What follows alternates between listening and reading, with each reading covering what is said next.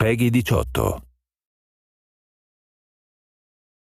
You don't know how lucky you are that the Authority hasn't found you yet. If the Authority catches you and you don't have anything they need, you'll be dead.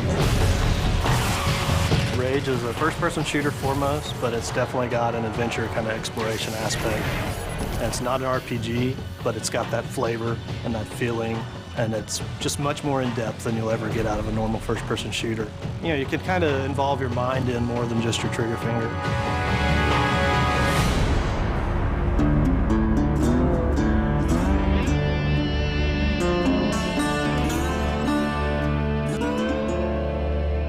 Bad guys in the world, you know, we have everything. There's some bandits around the corner.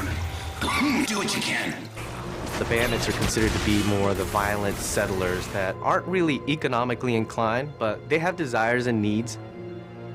Each bandit clan has a unique fighting style. It's ever-changing. For instance, the Ghost Clan. Hey, over there! They're very acrobatic. They can attack you from above or below.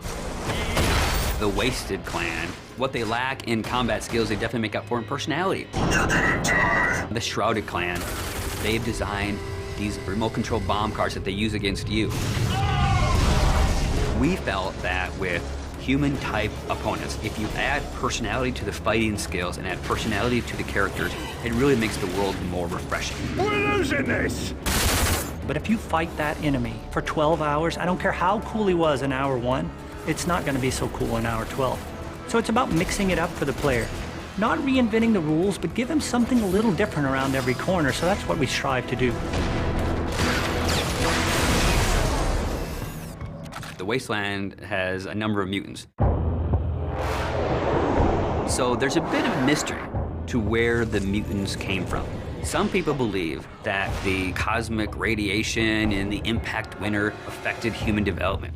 But some people believe that the Authority were conducting experiments on humans, and the failures were, of course, the mutants. Then, of course, there's the Authority. You don't really get to understand or know what they're about until later in the game, and they've kind of twisted this new reality to be what it is that the player will eventually find out as he gets to the end of the game. These guys are battle-hardened military badasses. They have full body armor. They can coordinate with other squads. They have heavy weapons.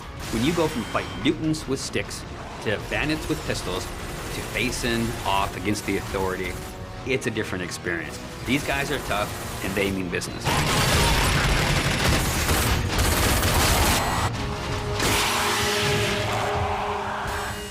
It is famous for having incredible graphics. So I wanted to have this real combat feel to it. Remember, to be of use to us, you must be able to move around freely. We decided to kind of make animations using motion capture. In Rage, we have upwards of 6,000 animations that have been created. One type of character may have 300, 400, 500 animations that go with them. By applying those animations, the character is starting to look a lot more interesting. You also look interesting. When you're actually in combat with an AI, they have multiple layers themselves. When you shoot at the enemy, they'll actually react to the shot. So they'll freak out and they get into this scramble mode where he's running around trying to save his life and then dive into cover.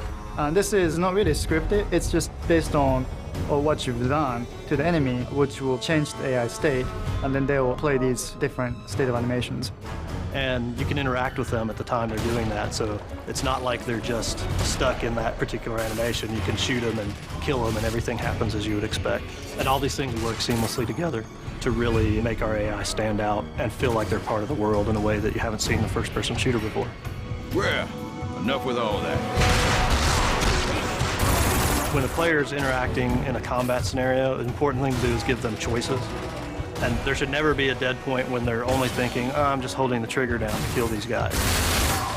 Unpredictability and the element of surprise makes a great enemy. It's when you enter a room, you think you know the situation, and the AI does something that you don't expect. Because I don't want them thinking of it as AI. I want them to think, wow, that's the best combat experience I ever had. Show me what you can do, and get the hell out of here.